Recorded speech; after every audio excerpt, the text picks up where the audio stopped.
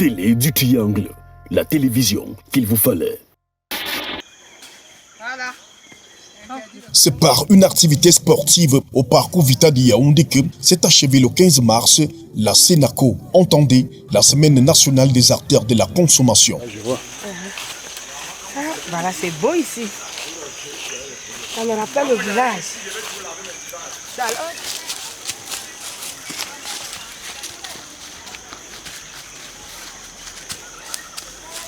C'est facile, hein? Faut défendre nos droits, hein? Les consommateurs venus nombreux prendre part à la randonnée dans la brousse du Mont Fébé et aux étirements ont été sensibilisés sur leurs droits et devoirs par les membres du REDCO et Marie-Hélène Bieline, la coordonnatrice nationale.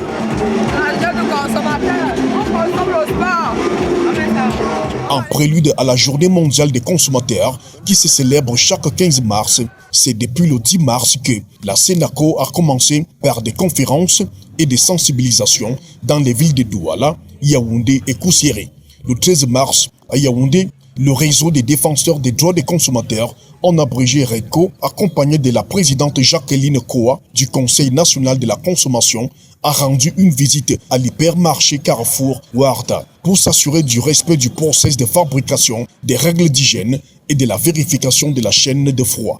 Lorsque nous ouvrons nos magasins Carrefour, tous les magasins, nous insistons sur des formations sur les bonnes pratiques d'hygiène et les bonnes pratiques de fabrication. Cela va nous rassurer que ces collaborateurs qui sont sur le terrain, qui sont responsables des productions, qui respectent en fait tout ce qui est process de fabrication, tout ce qui est règles d'hygiène, tout ce qui est vérification de la chaîne de froid. Après avoir fait le tour du propriétaire, ils en sont sortis satisfaits de l'accueil et du service de cet hypermarché. Le 14 mars, c'est sous le thème « Transition juste vers un mode de vie durable » que le REDCO a organisé un forum thématique à l'hôtel Somatel de Yaoundé.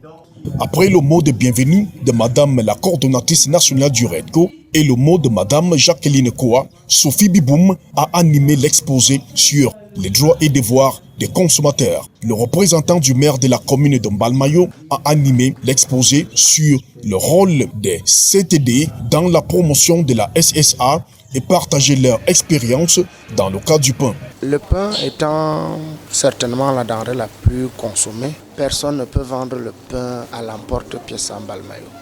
La vente du pain est bien, mais alors bien organisée, bien sécurisée.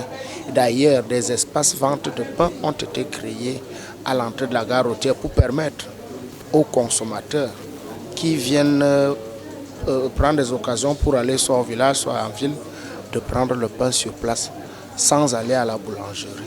Donc, le pain peut être consommé sans souci. Invité sur le panel, la Nord a expliqué son rôle dans la SSA dans le cas du pain.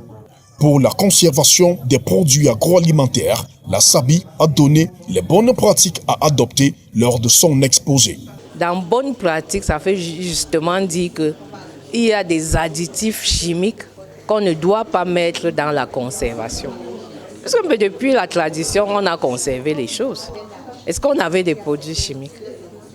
On avait d'autres aliments, parce qu'il y a d'autres aliments qui conservent d'autres aliments. Nathalie Landem a quant à elle invité les participants à pratiquer l'agriculture biologique et agroécologique. Nous promouvons l'agriculture biologique parce que nous pensons qu'elle est bien plus facile que l'agriculture chimique. Surtout que quand vous produisez, au fil des années, avec l'agriculture biologique, vous produisez davantage. Le WABA a animé l'exposé sur une transition pour une finance juste et durable.